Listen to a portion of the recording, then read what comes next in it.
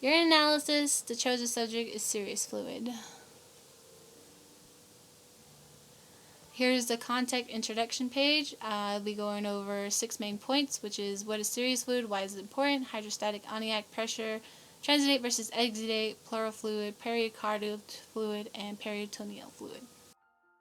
Serous fluid, what is it? It's a human motor oil to keep our bodies from creating friction every time we have an organ expand and contract, and when we're physically active. There are 2 types of membrane that are intertwined with the serous fluid. There's parietal membrane, the cavity wall liner, and the vesicle membrane covers the organ in the cavity. Between the 2 linings, there's an empty space.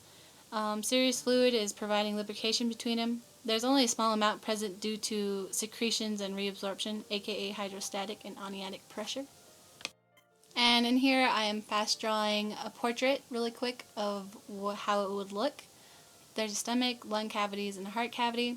And I'll be quickly, sketching out the parietal membrane on the outer sides where the cavity wall liner. And yeah, we'll just wait for me to hurry up and doodle that out. And I'll be sketching in so we know that, we can tell the difference between the parietal and vesicle membrane. Sketch, sketch, sketch, sketch. Alright, and now I'll be drawing in the organs. I believe I start with the lungs, yes. Sketching in the lungs, and then the heart, my made-up heart, and then the stomach. And I'll be lining that with a red pin, symbolizing the vesicle membrane. Now, I don't think the gap between them is supposed to be that thick, but the yellow is supposed to signify the serous fluid between them to stop friction from happening. Okay, we're moving on to hydrostatic and onionic pressure. Hydrostatic pressure is pressure in the parietal and vesicle capillaries, which causes fluid to enter between the membranes. Onionic pressure is reabsorption of the fluid back into the capillaries. And right here, I'm going to hurry up and draw out hydrostatic and onionic pressure, my example of how it would look and how it would function. Right here, I'm drawing out the serous fluid space where there's a space between both membranes. That side says lungs. Yeah, symbolize lungs, but I'm trying to write it upside down. It's not working too well for me. And on the other side is chest wall. And there we have the 2 membrane linings. That's the vesicle membrane, and the other side is the parietal membrane.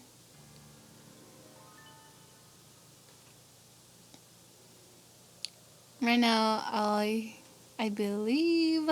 Wait, hang on. I'm going to be sure. Yeah, right now I'm drawing vessels, or capillaries. My apologies.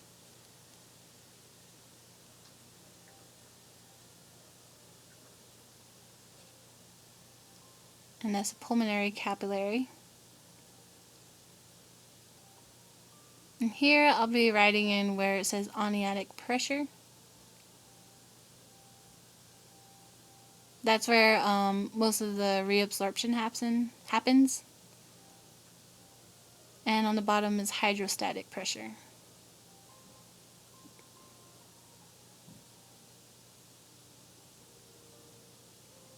And I am drawing out the hydrostatic area where the, excavation of the fluids, and onionic pressure on top is reabsorbing it into the capillaries and into their wall area. I don't know why I'm doing that with my pen, sorry. Yeah, trying to confuse them. But yeah. Transudate versus exudate. Transudate has to deal with low protein. It's high pressure hydrostatic. Due to low protein or high pressure, the fluid escapes into pleural place through endothelial cells. Exudate is inflammatory. The vessels are dilated. Endothelial cells are waste-based. And protein and fluid will exit through those endothelial cells, or between. Alright, I'll be drawing 3 examples. Right here is a normal capillary cell. See how those nice epithelial cells are together? And there's proteins and liquids in there. That's normal.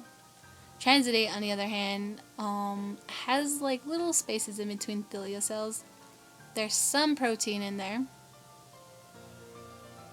And because there's so little protein, the water will escape out of the capillary.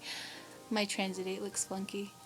And exudate, since it's inflamed, there's going to be like more space and it's going to be more dilated than the rest of them.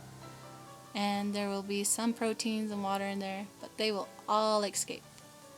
Transitate, since it's hydrostatic, the pressure will possibly push out some protein and some water. Exudate, on the other hand, will push out everything due to the inflammatory and its really awful state of being dilated. What's the significance of knowing which is which? Firstly, you have to diagnose them based on the results. As you can see on the chart below, transitate, the appearance is clear, fluid serum protein ratio is below 0.5. Spontaneous clotting, there's none. Exudate, on the other hand, appearance is cloudy, the serum protein ratio is above 0.5, and the clotting factors are possible. As you can see, transidates, they don't really get tested if they're diagnosed because they're pretty much normal. Pleural fluid has to deal with the lungs. This may be either transitate or exudate. There's 2 additional procedures that are added in order to properly analyze them. They are pleural fluid cholesterol and fluid serum cholesterol ratio and the pleural fluid serum total bilirubin ratio. The indications of an exudate in this hand is pleural fluid cholesterol ratio being above 60 milligrams per deciliter and pleural fluid serum cholesterol ratio being above 0.3 milligrams per deciliter. Fluid serum total bilirubin ratio of 0.6 and it being above. Alright, right here's a table. I'm just going to quickly go over it. The appearance clear, pale yellow, the disorder is going to be normal. Turbid white is microbacterial infection such as tuberculosis. Bloody appearance is hemothorax, hemorrhagic effusion, pulmonary embolus, tuberculosis, malignancy. Milky appearance is chylous material from the thoracic duct leakage. Brown is rupture of the ambic liver embesis. Viscous is malignant mesothelioma. Increased hyaluronic acid. Differentiating between a pleural transitate and pleural exudate. Common chemical tests performed are glucose pH, adenosine deaminase, 88, and amylase. Significant of testing, glucose is decreased in rheumatoid inflammation, pH is decreased in pulmonary not responding to antibiotics, 88 is elevated in tuberculosis and malignancy, amylase is elevated in pancreatitis, esophageal rupture, and malignancy. Pericardial fluid has to deal with the heart. This may be transitate or exudate. Changes in memory, permeability due to infection. Significance of the pericardial fluid testing is clear, pale yellow is normal, blood streaks infection, goes to bloody, cardiac puncture, milky is material.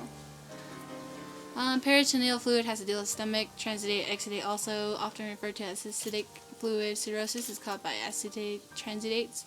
Significance of testing is appearance normal, turbid, microbacterial infection, green, gallbladder, blood streak trauma, milky, lymphatic trauma.